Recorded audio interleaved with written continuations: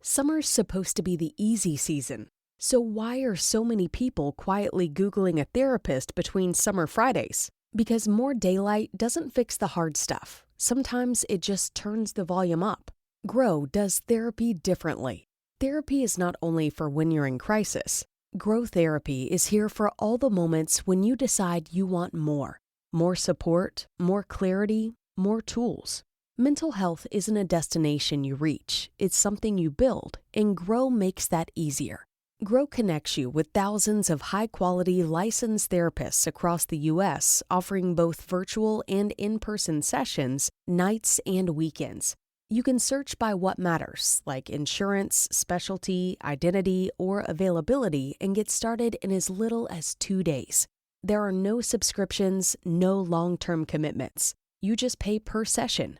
Grow helps you find therapy on your time. The therapist you want takes your insurance on Grow. Grow accepts over 125 insurance plans. Sessions average $21 with insurance, and some pay as little as $0 depending on their plan.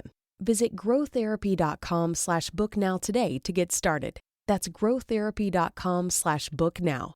growtherapy.com/booknow. Availability and coverage vary by state and insurance plan. Is it possible that the world of the paranormal does product placements? Is it possible that ghosts run ads for major corporations? And then we take a look at a story of Nigerian myths, folklore, old wives' tales. But these just aren't stories of giant monsters lurking in the darkness or ancient traditions they must uphold. No, these are everyday superstitions. And it's an interactive adventure. Today on Dead Rabbit Radio.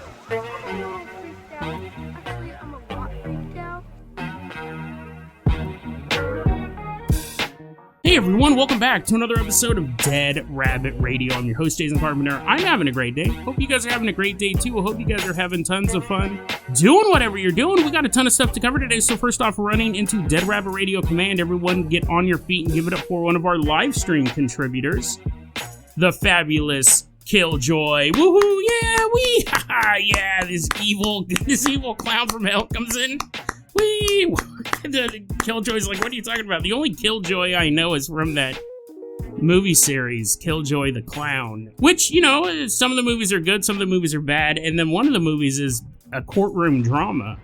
It wasn't fantastic. I don't know, maybe this is the real Killjoy. He's all crying, tears of flame. It's like, what? I gave you money and you insult my fourth film?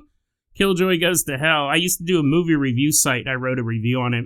The site's still up, but some of the reviews have a bunch of broken links. Maybe I'll drop that link in the show notes if that review's still available. But that was pre-Dead Rabbit Radio.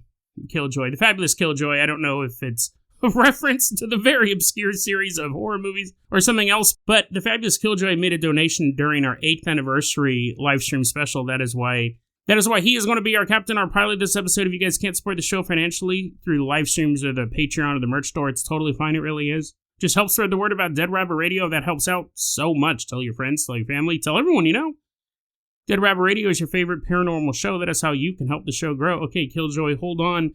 Hold your haunted hands. He's like, I'm not that clown. I'm not a clown at all. It's a name. I don't know. I think you're a clown from hell. He's murdered multiple people.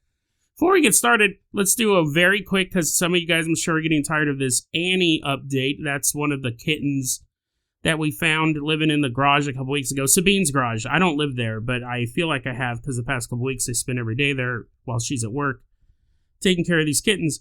Annie was very sick last week. Was actually more sick than I let on with the podcast. I went in and I edited out some stuff of that episode because I went into more detail with how sick Annie actually was. And I made a couple jokes. I made a couple tasteless jokes about how sick Annie was, because that's how I had to deal with it. But I didn't want you guys to worry all weekend. Annie was not doing well at all. But we took her to the vet, and she is tip-top 100% better again with her antibiotics. She's eating now. She didn't eat. She stopped eating for about 2 days.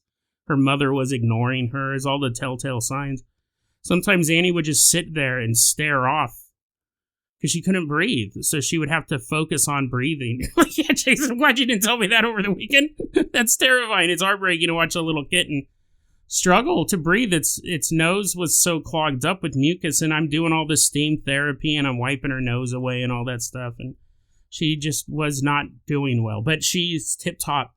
We got her hydrated. We got her antibiotics. She's now eating on her own. We were doing a milk dropper there once we realized that the mom wasn't feeding her. She's running around, attacking people, attacking me while I'm sitting there trying to watch television. She'll run up and attack me. She's doing fantastic. So thanks everyone who kept Annie in their thoughts and prayers over the weekend. I do believe that helped as well. She felt the love. She felt that there's a lot of people loving her, and she needed to stick around and fight through it until we could get her to the vet. So a little bit of an update. Let's go ahead and get started with the episode here. I just want to give you guys an update on that. The Fabulous Killjoy. I'm going to toss you the keys to what's the most hellish vehicle we have? Ooh, what about this? New vehicle. He's like, I'm not a demon clown. Where are you getting this from? I'm actually born again clown. Well, Killjoy, we're going to go ahead and toss you the keys. We're going to toss you the oars to the Carpenter's Charon boat. What? I'm pretty sure you're mispronouncing whatever you're trying to say. Everyone climb on board this boat made to go down the river Styx. You're still like, I don't get it. Just get on the boat. Just get on the boat. Everyone climb on the boat as Killjoy demands a coin from each of us as he rows us down the river Styx out of Dead Rabbit Radio Command all the way out to Nigeria. Oh, splash. Oh, splash. Those are the souls of the water screaming every time Killjoy puts his devilish paddle on. You're like, what is going on with the show? Are you sure you weren't losing oxygen over the weekend? Are you sure you kept breathing the whole time? Splash. Michael Jackson. That one was Michael Jackson. He doesn't need to be down there. He's not now, but he went to visit. He went to visit so he could be part of the show. We're going all the way down the river Styx to Nigeria. Oh, wait, this isn't the first story we're doing. Sorry. Keep growing. You have to start tormenting the souls again. You're paddling even harder because we're headed to the wrong location. First off, we're headed all the way out to Florida or Alabama. I don't know exactly where this story took place. This guy who's in the story, he moves a lot, and that'll become pretty apparent as far as to why he moves a lot. But Florida or Alabama, the South, the deep South of America. It's summer 2018. We finally row out of the river Styx. We hop out, and now we're walking around. We're about to meet a young man. We don't have his real name. We're going to call him Jonas. Jonas is walking down the street. He's this homeless dude. We don't know how he ended up homeless. He did say it was kind of, he caused it. He caused his homelessness. So he's walking down the street, a hot summer day. And really, at this point in his life, he's pretty much just done with being alive. He's a veteran. He's a U.S. veteran who was fighting to get his disability payments. He said he was classified as 100% disabled, but he had to fight for his... Like, Jason, how many jokes are you going to tell about this guy? I can tell you're really holding back. He's a veteran. He's a veteran. It's 4th of July just happened. I'm not going to make too much fun of him, but we thank you for your service, young man. I'm really not going to make fun of him at all, but this is such a bizarre story that you can't help but really kind of sit back and go, what in the world is going on? This young disabled veteran. Oh, and I should say, too, you go, wait, he's 100% disabled? So does that mean he can't move at all? Because that's what you would think, right? 100% disabled, the way that it works is, because I'm like technically like 15% disabled or 20% disabled through injuries over time. So I have a shoulder injury and I think I got like 10% disabled for that. And then I have a foot injury where I ran over my own foot with a pallet jack and then sued the company that I worked for. I think that gave me like a 7% disability, or that might be 10%. I think I'm technically 20% disabled, but if you looked at me, you wouldn't think that. You wouldn't think that at all. They add them up. So if you have, say, a hand injury and then an elbow injury and a shoulder injury, right there, that can consider you, 15, 20% disabled. And let's say you have a neck injury, that could be another 20%. And they kind of add it up. So you can still be mobile. You can still walk down the street, but technically you're 100% disabled. But physically, you're able to move around. He's not just like rolling down the street because he can't move anything, right? So I hope that makes sense. You're like, well, I guess so. Now I'm just imagining a man who's so homeless he can't walk. He's like, oh, I left my legs in my house when I got evicted. Oh, no. And my arms, too. I'm just a torso. I should have packed those things. He's 100% disabled, but he's walking down the street. You're like, okay, we get it, Jason. Just continue on because I'm ready to shut off the podcast. He is a veteran. I know, I'm not making fun of the guy. I'm just explaining how it works. So anyways, Jonas is walking down the street, and he's disabled, but he's still fighting for his benefits from Social Security and all that, Veterans Administration. This particular day, he goes, it was so hot out, and my life was at such a low point, I figured, I'm going to kill myself like I'm at the end of my rope. And that's when a car drives by. And Jonas says, I turned and I watched as this car drove by me. The driver and the occupant, there were two people in the car, they didn't look at me at all. In fact, they seemed to go out of their way to not look at me. He said both of them were, it was a man and a woman. He says they're both very attractive. They both had dark hair. He said the driver looked like Neo from The Matrix. He's a pretty good looking guy, right? He's wearing sunglasses. And then the woman, I didn't look like Trinity from The Matrix, just some hot chick, which would be fine as well. Anyways, the car drives by, piloted by Neo and a hot chick. They don't even look at him, they just drive by. But right after they drive by, Jonas is standing there, and it was striking to see this, right? To see Keanu Reeves from The Matrix and some woman drive by. But that's not that's not paranormal, right? That would be a celebrity sighting, but not paranormal. The car drives by, and then in front of Jonas's eyes, on this hot, brutally hot summer day, he watches something begin to appear on the pavement. It materialized out of thin air. And it's spinning like a top. And he's looking at it, and he's like, what?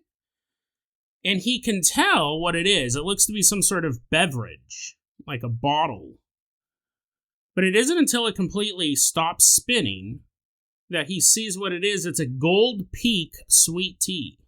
It's a bottle of Gold Peak sweet tea, an unopened, ice-cold beverage. He picks it up and he takes the cap off and he begins to chug it. He said he began drinking the most incredible cold, sweet iced tea. And then he takes a look at the bottle. Does that refreshing noise that people don't do in real life, but they do it on television all the time or podcast. He looks at the bottle, he looks at the label, and it says, Gold Peak, the taste that brings you home. And in that moment, Jonas began to weep. And what he believes that the car that drove past him, those were his guardian angels. And they wanted to remind him not only of the delicious, refreshing taste of Gold Peak sweet tea, but also, you may be homeless, Jonas, but you'll always have a home. You'll always have a place to be somewhere in this world. Here's the interesting thing. I read this story, and the first thing I thought was, is this stealth advertising? Is this some very, very... This is not a good advertising campaign. The number one choice of homeless, suicidal men, Gold Peak Sweet Tea. At first I go, is this an ad? I go, no, it can't be an ad. No one's that insane. And then I started to think, well, is this guy joking? Is this guy telling a joke? So I started to look around to see if there was a Gold Peak Sweet Tea ad that possibly had Keanu Reeves in it, or it was Matrix themed. I couldn't find anything like that. And at the same time, I'm thinking, well, maybe it's a real event, but it's a mistaken thing. Like maybe he was super dehydrated and he hallucinated this. He's remembering an ad that he saw back in 2005 or whatever.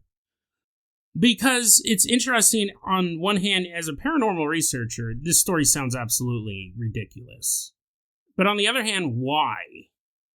It's funny, had it just been a generic beverage or a bottle of water, I think myself and probably even you would be like, oh, guardian angels, yeah, that makes sense. We look at stuff like guardian angels just in general, or the third man, people being lost, and then a stranger arrives to lead them off the mountain.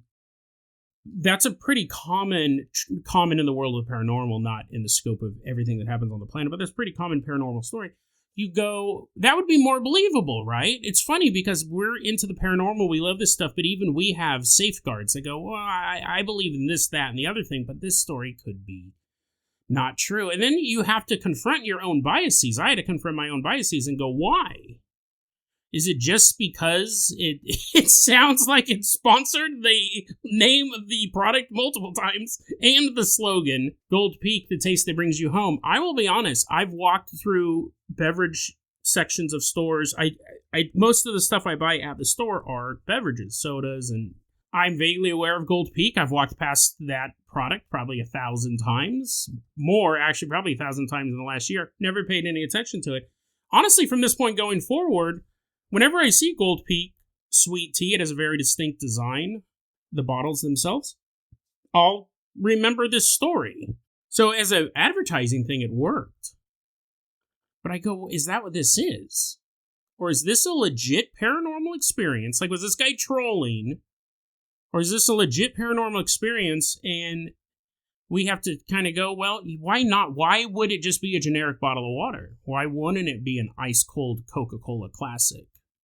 Well, Jason, a bottle of water is far more rehydrated. If you're on the edge of death, and they give you a 2-liter of Coca-Cola, you're all, thanks. Drinking it, your angels are like, oh no, I forgot. He has diabetes. Stop. So, of course, luckily, I was able to go through this guy's posting history. This is something that I talk about a lot on the show. If I find a story on Reddit, I go through their posting history. And recently, if they hide their posting history, which is becoming more and more common, probably 99% of the time, I'll discard the story because they're high. I don't know what they're about. But when you can look through their posting, that's why I don't cover a lot of stuff from the export. I still do, but I'm more cautious about it because I don't know what else this stuff had posted. It could easily be trolling. But I was able to look through this guy's posting history, and that's how I found out he was a veteran. He doesn't mention any of that in the main story. I also saw him posting, talking about living in Alabama at one point. Over the course, he had this Reddit history of about 3 years. At one point, he says he lives in Alabama. At one point, he says he lives in Brevard County, Florida. So, I mean, it could be neither of those places, honestly. But I started going through his subreddit, and heartbreaking and odd, to say the least. And we'll go through this very quickly because I think we'll make a determination how we feel about the story. First off, like all of his most recent posts have been to lone subreddits.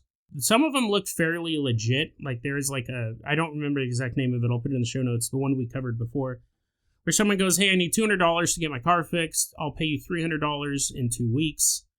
And there's obviously the person loaning the money is taking a huge chance because people can delete their Reddit account. But again, you can look and go, oh, this guy's been posting on Reddit for 5 years. This is probably a legit thing versus one that just got set up. But you're taking a risk, right, with any loan, especially a loan of a person that you can't beat up. I try not to loan money to people that I can't physically strangle. Not saying that I'm going to, but if I loan money to someone who I've never met, there's no inclination for you to pay me back. Jason, people pay you back because they're good people, not because of fear of being strangled. But you know what I mean? Like I can't physically get my money back or extract something for my money. So I'm very hesitant. I don't know if I've ever loaned money to somebody that I can't physically attack if they don't pay me back. But you're taking a big risk. And a lot of these subs do seem to be pretty predatory, not just by the people asking for the loans. You know, you have scammers that way. Some of these subs that I was looking at that he's a member of, a person will post, say, I have $500. The first 5 people who message me, I'll give you $100 each. I'll loan you $100 each. And then a bunch of people, you'll have like 10, 20 messages, and people go, did he ever give any money? It's almost like a weird, creepy power play.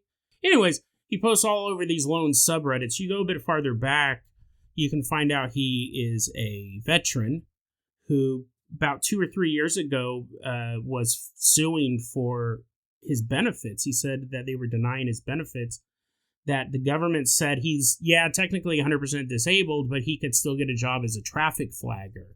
So they didn't want to pay him to never work again. I have the view that I think, and these people actually don't like this view. I've said this before, and people they don't get upset, but they strongly disagree with me. If you're willing to sacrifice the very least your time to serve the country, 2 years, 4 years or more, where you don't have freedom. You're basically working for the government and you can't really quit. It's much harder than if, say, you were working for the FBI or something like that. And especially if you get injured doing that job, especially if it's, you're in a situation that you wouldn't have been as a civilian, give them their money. And the thing is, we don't know if he got his disability. He posts about the fights in subreddits dedicated to these types of questions, and then he never gives us a resolution. The fact that he ends up homeless, he's still having a hard time money-wise. Obviously, he's still going through the loans, but he's still struggling with all this stuff. And you go, well, yeah, I mean, that's all sad. It's kind of sad. I don't know if that makes me think of the ghost story differently. This guy's kind of down on his luck. He's fighting the government that he willingly served, and he, trying to get money and stuff like that. Yeah, I know. It's all really interesting, right? Does that make the Gold Peak Guardian Angel story more or less believable? Well, as I'm continuing to go through his posts, he also posted twice in a subreddit called Crack Smokers. And that was in 2025. So technically it was a couple years. The story, the summer vision took place. You're like, nope, I checked out. He smokes crack. I don't believe him. Hold on. Not the crack smoking. We don't know when he started smoking crack. He's in the military. He's like, hey, let me drive that tank. Hey, Captain, let me get in there. Smoking crack. And then he's like, look at me, everyone. I'm killing Saddam. He's just running over people. It's horrible. It's a terrible vision. I thought it was going to be a funny joke about a crack smoking army soldier. We don't know actually when he started smoking crack. We don't know if it was before or after. We have to assume it had something to do with the homelessness, but I don't know. I mean, that was in 2018. Well, I guess he started arguing with the disability people in 2024. That's when the lawsuit was going. So who knows how long this whole spectacle lasted. But here's the thing. He was a crack smoker. Does that invalidate all of your paranormal experiences because you smoke crack? Now, you may go, yeah, it does. And here's the thing. If he said, it was a hot summer day and I was smoking crack, and he told the rest of the story, I wouldn't have even covered in the podcast. I go, it's all a hallucination. But we don't know when he was smoking crack, or does he still smoke crack. We don't know if he's still homeless. We know he still has money problems. Because you look at these lone subreddits, it's just desperation. It's so sad. And not just him, but all these other people posting, just asking for $50, $100 here. You're like, Jason, he wants the money for crack. You should have said that first. I was feeling sorry for the guy. I feel sorry for someone even if they're in the throes of drug addiction, but I know what you mean, right? If it's like, hey, I need $100 to get my electricity turned on versus I need $100 to smoke crack, I get there's a difference there. But he also said in October 2025, his house burned down and the insurance wasn't paying out on the house fire. So it just sounds like this guy's life is pretty chaotic. And we don't know of the resolution of that either. We don't know if they ever paid out or anything. We don't know if he ever got the disability from the veterans benefits. I did find out, I didn't know this, if you smoke drugs, if you're an active drug user, that does not affect your veterans benefits. If you are disabled and you can't work, or even if you can work, let's say you're getting 75% payout for a disability, and then you get arrested for smoking crack, it doesn't affect your veteran benefits at all. Which is odd. I actually thought with the war on drugs that I agree with this, because again, you served the country. Yeah, we don't know how any of that played out in the end. Interesting story though, right? Could the angels have were these guardian angels? I also should add, he said, Jason, say all this stuff before. Mentioned the crack smoking way earlier. He also said in his initial narrative, he didn't mention anything about crack smoking. He didn't mention anything about being a veteran. He just said, he didn't even mention anything about being homeless. I found that out kind of scrolling through the post. He was homeless at this time, but he said that same day that he saw the guardian angels, he had 2 or 3 other supernatural or paranormal experiences. So it could just be a man in the throes of a heat-borne delusion. He's definitely on the edge. He's talking about killing himself. But could this still have happened? Could a bottle of Gold Peak sweet iced tea have magically appeared, allowing him to drink it and allowing him to see this message? It's interesting because as a paranormal researcher, we would say that is ridiculous.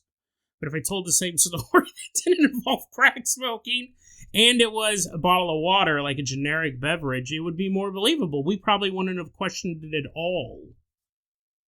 And I also started to think, and we'll move on to the next story, it's possible that, I think about it, it's just one of those weird biases we have. I call it the leprechaun effect, or the leprechaun conundrum. There are certain things that paranormal enthusiasts, researchers, won't even consider, i.e., someone saying there's a leprechaun in their home versus them saying my house is haunted. We'd go, wow, okay, tell me. I think aliens are visiting my house at night. Oh, really? I think I caught a leprechaun and he's in my basement. You're like, what? It's interesting, right? It's interesting. There's certain things, and technically it's all on the same level, the leprechaun conundrum. And I think that's where this may fall into. But it could also be a man suffering from intense mental illness. He recently posted this. Even though it took place in 2018, he just posted it last month. Everything else was scrolling through 2 or 3 years of Reddit posts. So something spoke to him to post it now. Interesting story. Let's go ahead and move on to the fabulous Killjoy. Let's go ahead and toss you the keys to the world. You guys are so mad. You're like, what?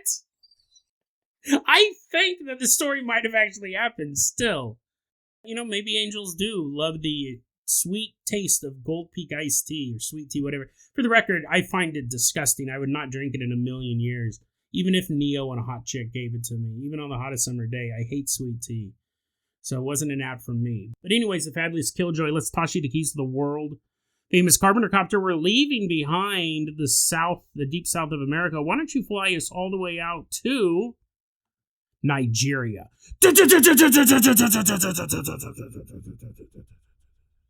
We're headed all the way out. We're headed all the way out to Nigeria. I want you to go ahead to start this episode. I want you to go ahead and pick a number between 1 and 4. You got to pick one. If you don't pick one, I will pick one for you, but I won't tell you what it is. So, because if I tell you what it is, you'll know what the worst one is. But you go, worst one?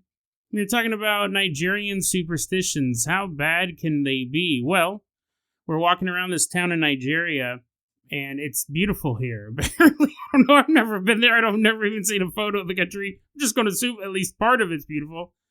We're walking through the marketplace in this town, and we see a guy, he's selling vases. He's like, look at these vases, look at them. $5. No, it's not to buy them. They're $10 to buy them. $5 to look. When I yelled loudly, you turned, that'll be $5, please. They're like, oh, man. There's a woman selling rugs. Look at these hand-woven rugs. I made these myself. $20 to purchase. We're like, oh, yeah, we could use a rug. Walking around, someone's selling like chicken. Someone's selling like roasted chicken. Oh, yummy, yummy. We're eating it up. We're walking around Nigeria, and I said, did you pick your number yet? And you go, sure, yeah, I got my number. And I go, okay. So we're going to take a look at these superstitions now. These are all old wives' tales that people still believe today.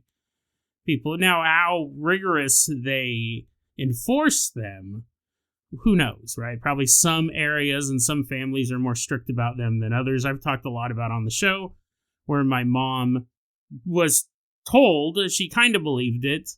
Now she kind of says it with a laugh, but she was told if you look at an ugly person while you're pregnant, you may have an ugly baby. So, I mean, my mom was avoiding people. She's like, oh, that Boris Karloff movie, I can't watch it because I'm pregnant.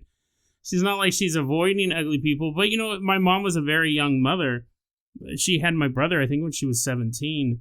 So, you know, you kind of believe in goofy stuff when you're a kid. That last guy believed in guardian angels, was giving him Gold Peak sweet tea sometime. But she doesn't believe that now, obviously, as a woman, as like a elderly woman, which she would love to hear me describe her as that. But if she sees a pregnant woman walking down the street, she doesn't yell, hey, don't look at ugly people. Don't look at ugly people. Your baby will be deformed. Because she doesn't really think that there's anything to it. But as a young woman, you know, you're scared. You want your baby to be normal. You want your baby not to be grotesque. Unless you're Mrs. Karloff. What's your problem with Boris Karloff? I don't know. It's just the first name that popped in my head. So some of these are things that if you serve a man food while it's still on the fire, he will become a thief. And, I got these because I was looking at superstitions and folklore recently involving the forest cover, this idea that people can disappear in the middle of nowhere, never to be seen again. Obviously, we call it missing 411 today, but it's an old legend. One of the stories that I found was Nigeria. I started digging through this Facebook post, and it was basically, what are the superstitions you remember from your childhood being told over and over again were real? If you serve a man food that's still on the fire, he will become a thief. And someone goes, no, that's actually not true. You're not supposed to serve a man food right off the fire. That's just a health concern. But he goes, no, that's not true. I heard that if you feed a man food right off of the fire, it will turn the man impotent. He won't be able to get it up. So stuff like that. Now, some of these are kind of no-brainers, right? Obviously, why someone would eat right off of the fire is beyond me, especially if it means that your junk won't work. Doubly so. I wouldn't do it just because the food would be too hot. They have all of this stuff. If a pregnant woman is eating a snail while she's pregnant, like, why would you do that? I can easily avoid that. First off, I'm not a woman. Secondly, I'm not pregnant. But thirdly, if I was a woman and I was pregnant, I would just not eat snails. I think we could be totally fine with that. But if a pregnant woman is eating a snail while she's pregnant, the child she gives birth to will constantly be drooling. It's super easily avoidable. But if you do and you're pregnant, your baby will be drooling. Well, let's take a look at a couple of these. So we're walking around this marketplace, and we see this woman sitting down. She has her baby next to her, and the woman goes, oh, dude, I love lasagna. Stouffer's lasagna is the best thing ever. Luckily, there's an oven in this marketplace for some reason. Ding! My Stouffer's lasagna is done. This is my favorite food. This is what I grew up on. So the woman pulls out a fork, and she takes a big bite of that Stouffer's lasagna, and she's like, oh, this is so good. Yummy. 4 cheeses. Yum. Delicious. But then her baby starts crawling around on the table. And the baby crawls into the lasagna, the biting hot lasagna. Did you know if you eat lasagna in Nigeria, your child may get 3rd-degree burns? They climb into the pan. The baby crawls into the pan of fresh lasagna and begins pissing everywhere.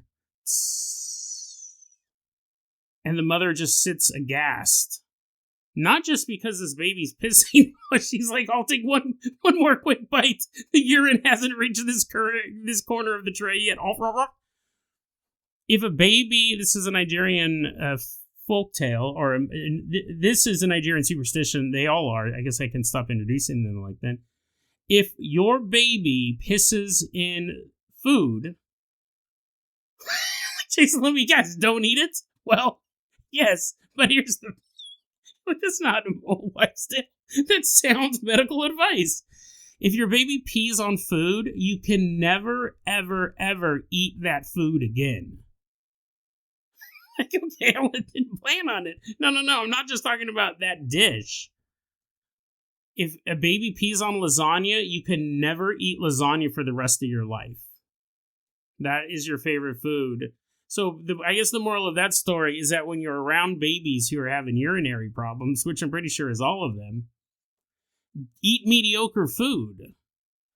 You don't have to eat the worst food possible. You're like, oh, rancid rats. Well, I guess if the kid pisses all over this, it's no loss. I mean, I'm going to get diseases from eating it. You know, like, let's say you just kind of like hot dogs. I kind of like hot dogs. I can have a hot dog now and then. It's not a big deal breaker. If I lived in Nigeria, I would just eat hot dogs all day long. I would just order them through Amazon and have them shipped over and eat hot dogs, because that way if a baby peed in one, I'd be like, yeah, it's not a big deal. I was like, oh, 4th of July will never be the same again. The ballpark Franco, you've been taken from me. Cruel fates. Baby pees in your food, you can never eat that food again. Don't ever bring your baby to a spaghetti factory, because spaghetti factory is delicious. Really, just, I guess, would be leave your baby at home or buy a diaper, because that would be the easiest thing to do.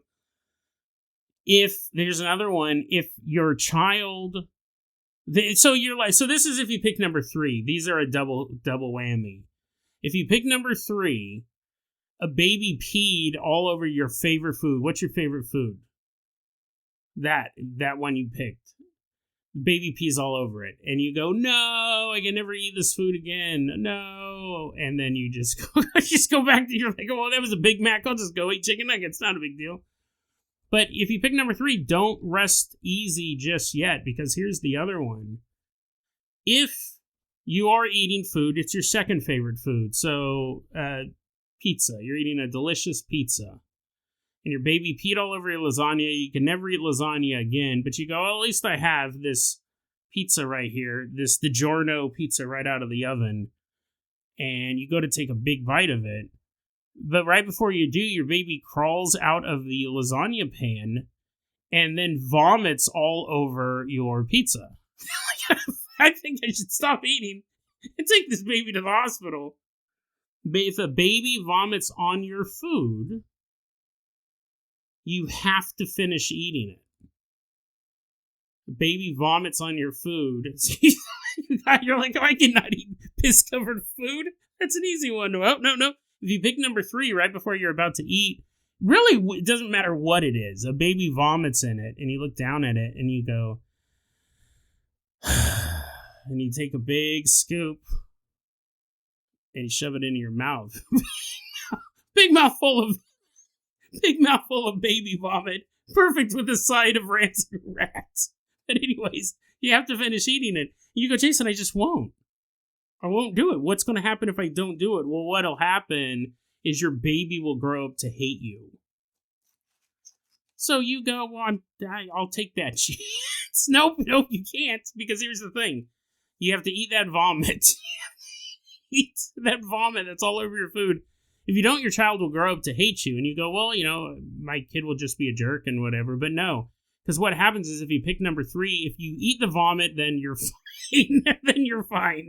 You're totally okay. You'll always have a fear of your baby vomiting. In any other food ever, there's a big cookout, a big potluck, everyone's brought dishes, and your baby's just walking around, blah, blah, blah, throws up and everything.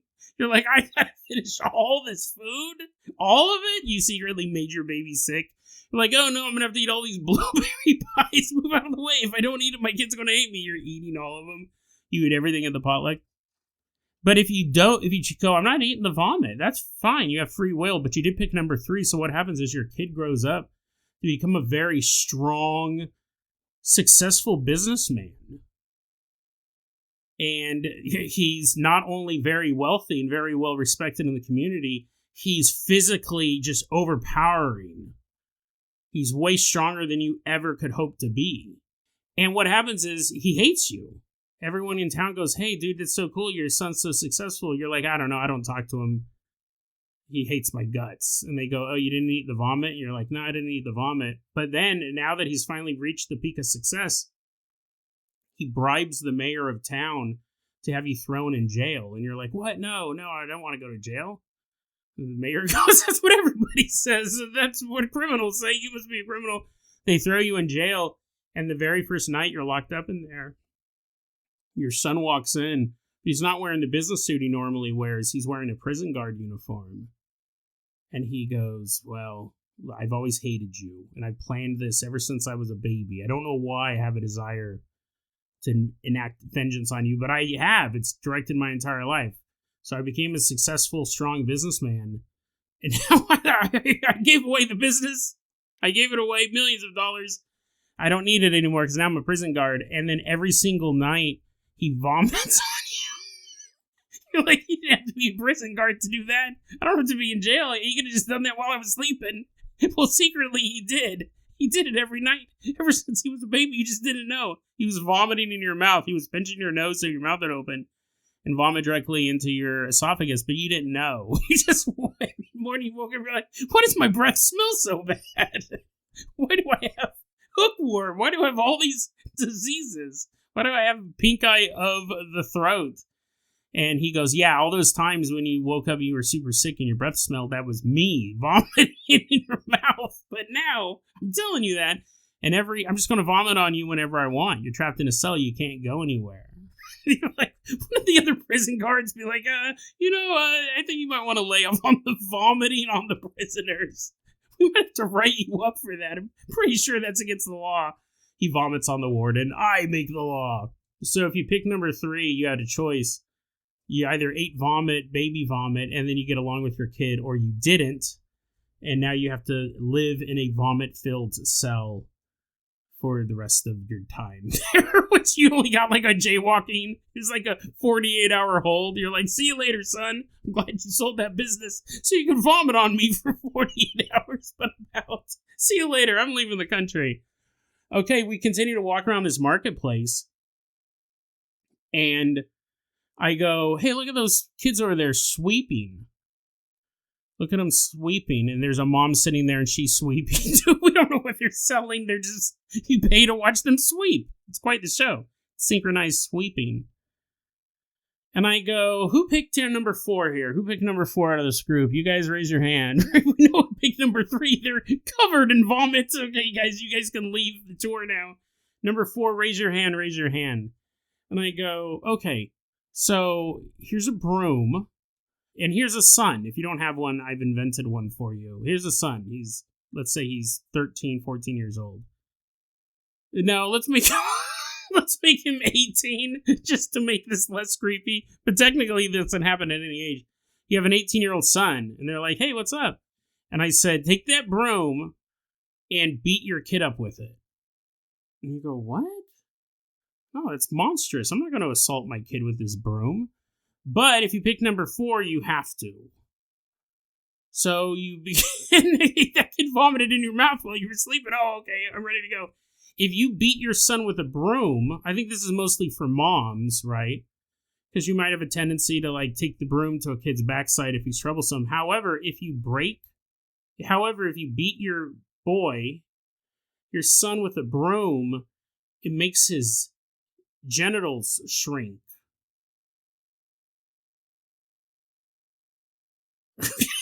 What was that long pause for? I don't know. I was like, how do you follow up that sentence? The guy's over 18. But, because you don't want to think about it being any younger, or really don't want to think about it at all, but as you're running around beating your kid with this broom, he's like, ouch! What? Ouch! Huh? Ouch! No! Ouch! What's going on? Well, the ouch is you hit him with the broom, and the second one is him realizing that his penis is shrinking, which I imagine would happen if you were being beaten with a broom, just naturally. But the thing is, this is a permanent shrinkage. It's not like, I mean, if you had a hard-on and somebody, you're like a top porn star who's overdosed on Viagra, and someone hits you over the back of the head with a broom, I think you're going to lose your hard-on. I think that's kind of logical, but we're not talking about that. It permanently shrinks. The moral of the story is don't beat boys with brooms, otherwise they'll have a smaller penis. Now, what's interesting is I looked through this Facebook post, and 99% of them was someone saying, here's a superstition I heard as I was a kid. This is something my mom used to say or whatever. Very few of them had like a comment on them saying, oh yeah, I heard something like that, or no, I heard it differently. This is the only one that I saw that had likes. The people gave it 4 likes. 4 different people go, oh yeah, no, I remember that one. I remember the day my penis got permanently smaller. It's the same day my mom beat me with a broom. But you think you're out of the clear, right? You go, well, I don't have a son anyways, and if I did, I want to beat him with a broom. I'm not worried about that. But I said, hey, why don't you take that stick, number 4, take that stick, why don't you drag it across the floor a little bit? Put down that broom, take that stick and drag it across the floor. And you go, what? Is it going to do something to my son? And I go, no, it's not going to affect your son at all. You go, okay. So you start dragging the stick across the floor. And I go, hey, number 4s, did anyone bring their mom with them? Oh, yeah, look at there's mom, there's mom, there's a mom. Hey, ladies, what's up? And they're like, hey, Jason. And I go, hey, keep dragging that stick around. Keep dragging that stick on the floor. And I'm looking at your mom. And I'm like, yeah, drag it all around a little bit more. Keep dragging it. Keep dragging it. Just let that. There we go. Stop.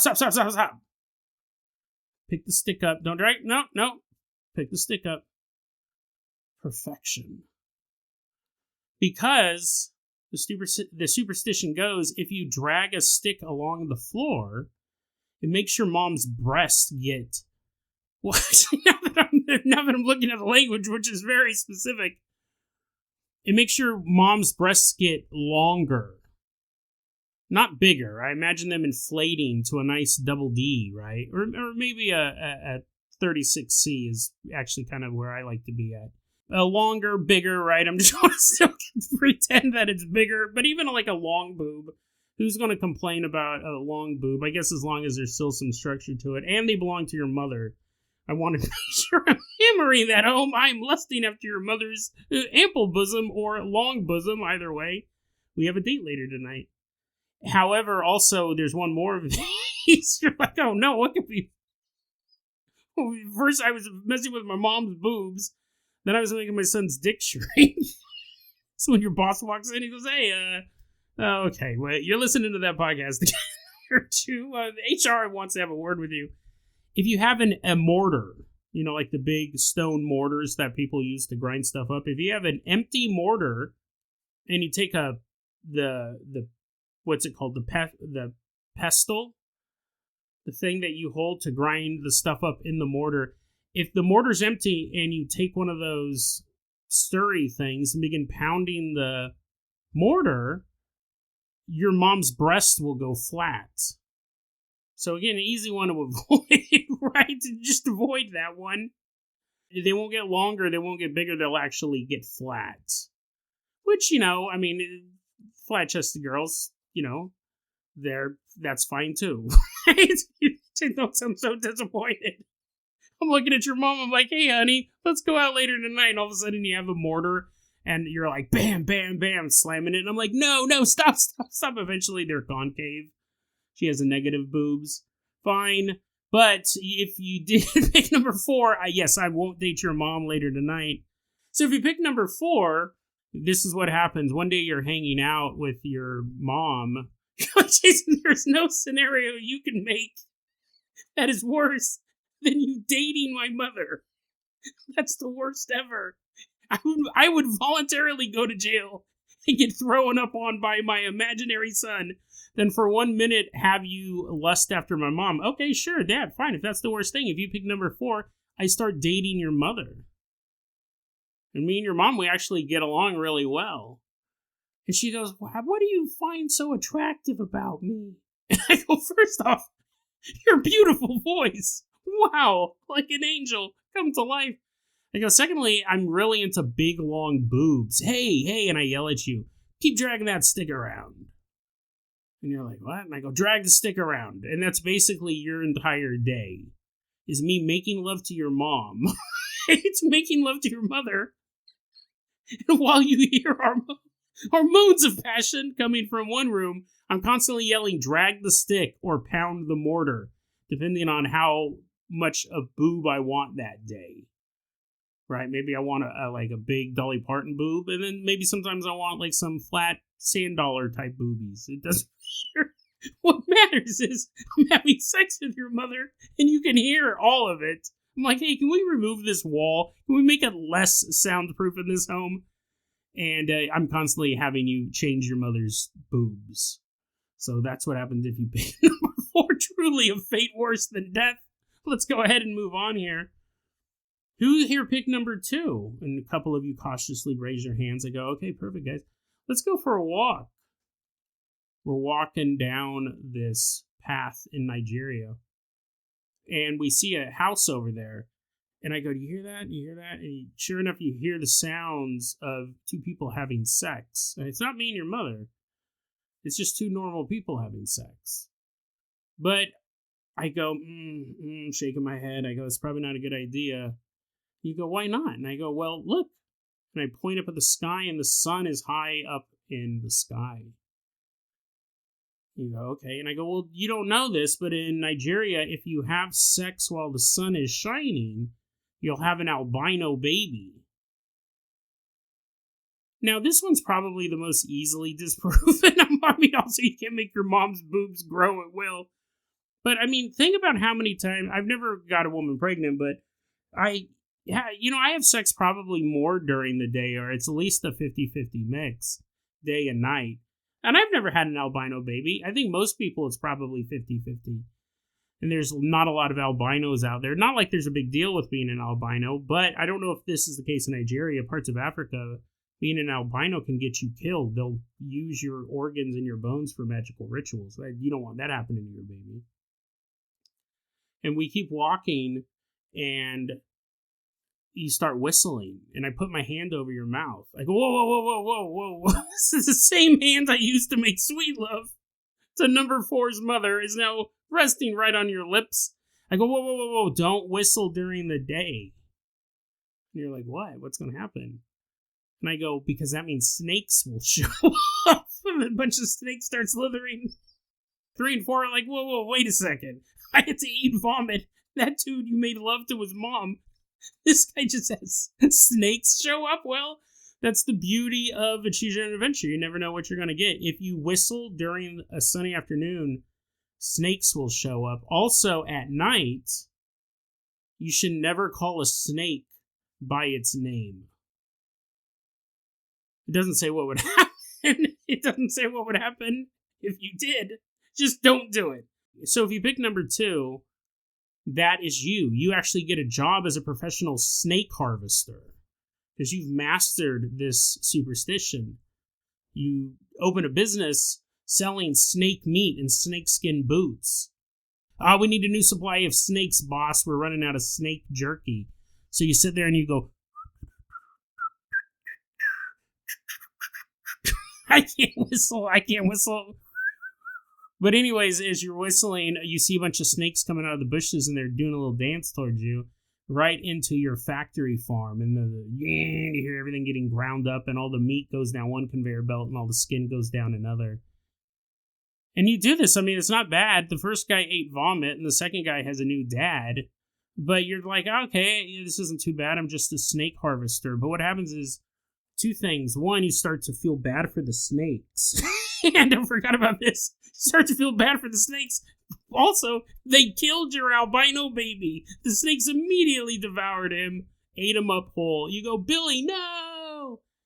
And then, you had to get revenge against that snake. But you whistle, and these snakes, they start dancing into your factory, and you kind of start to feel bad about it. And you go, really, what are we doing? Does the world need more snakeskin boots? Does the world need more snake jerky? But you got to do it, right? This is your business. However, you also start to run out of saliva because you're whistling for 8 hours straight. You're like, you're not going to take a break. Nope, you got to whistle all 8 hours. And this weekend, you're working a double shift. And so you start to run out of saliva. And so they go, hey, boss, we don't have enough snakes to make this snake jerky order. And you're like, I can't do it anymore. I'm all out of saliva. You're drinking tons of Gatorade, and you can probably get out a whistle here and there. Maybe 5 or 6 snakes will come. And you're like, no, I've already promised the supply chain we're going to have all these snakes. And then your business fails. That's it. No vomit. No lovemaking to your mother. Your genitals haven't shrank as well. I actually forgot to hammer that home more in the last one. Also, you have a tiny dick. Not only by having sex with your mom. I'm like, hey, when we're done with this, beat your son with a broom. But this one you just kind of run out of business. You can't get any of the snakes. So, but you made a lot of money. You made enough to retire young, and you're sitting at home. And one day you go, oh, you know what? I'm just going to whistle. I wonder if I can still whistle. I wonder if that saliva came back. And you start whistling, and you're like, I missed you, good old lips. Air passing through my tongue. You're whistling, and then the snakes are coming. But this time they're not coming to be in your factory. They're coming to kill you. I could be bit by 1,000 snakes. 1,000! It's still better than what happened. So those last 2 guys, the snakes just kind of come and they bite you a couple times. And you're like, okay, I'll use my millions of dollars I used harvesting all of your ancestors' muscle tissue to go to the hospital. Oh, I'm cured. And I'll just never whistle again. So let's move on to number 1. Who here picked number 1? You. Okay, cool. I said, come with me. And we walk into this room, and it's full of piles of poop. You're like, oh, this is disgusting. And I go, yeah, it's pretty disgusting, isn't it? I bet you right now, you picked number 2. I bet you're really wishing that. But no, we're in this room, and I'm pointing out the different types of feces. I go, that is human feces. Over there, that's duck poop. See that over there? That's rhino. That's rhino excrement. That took a while for us to get out of that guy. All freshly harvested, still moist. If you touched it, your hand would go right through to the center. Still warm. Over there, that's a big pile of elephant dung. Right over there, you'll see... I get it, Jason. It's like Noah's Ark. There's 2 piles of poop for every animal on the planet. All of this poop, and I go, hey, what's up? Hey, you brought that kid with you? You brought your kid, and sure enough, you have a kid with you. And I go, okay, let's put him on the ground. Child, pick your poison. And the kid starts walking around this seemingly endless sea of crap. And he's like looking around. You know, the elephant one's pretty intimidating. It's huge. It's bigger than he is. Then you have moose poop. Deer diarrhea. Yeah, you know, when we got that guy, he had a bit of a stomach bug. I think he has mad cow disease too. He tried biting all of us. Some of it's liquid, some of it's solid, some of it's pellet, some of it, but all of it is disgusting. And finally, your kid walks up to a big steaming pile of horse manure. And he goes, I like this one. I'm like, okay, buddy, take a bite. And he's like, okay. Why'd you bring me to meet this man? Oh, well, he is your new grandpa, but also just do what he says. Let's just get this segment over. So your kid sits there and takes a big bite of horse manure. And hay sticking out of his mouth, and he's all, and I go, okay, so now this superstition, let me guess, if you eat horse manure, you'll get incredibly violently ill. No, in Nigeria, if your child eats poop, you have to eat it too. And you go, okay. I guess that's disgusting. I mean, that guy over there ate vomit. So I think I can eat poop. I mean, cats eat poop. A lot of animals eat poop. There's a weird fetish for people eating poop. I think I can take a bite of that horse manure. It turns out you have that fetish. You're like, okay, listen, Jimmy. This maniac's going to make you eat poop. Now, I've always wanted to eat horse poop, so you're going to look around, find the stuff with the most hay in it. I'll be proud of you, son. And technically, I should say that this only the mother has to do it. So if you're a dad, you're just like laughing at your kid. You're like, you just ate poop. I'm not going to do it. You walk out. But in Nigeria, if your kid eats poop, the mom has to eat it too. And yeah, now that I think about it, it's really not that bad. Out of all of these, it's probably the second worst. Well, you go, what would be worse? What would be worse for your mom?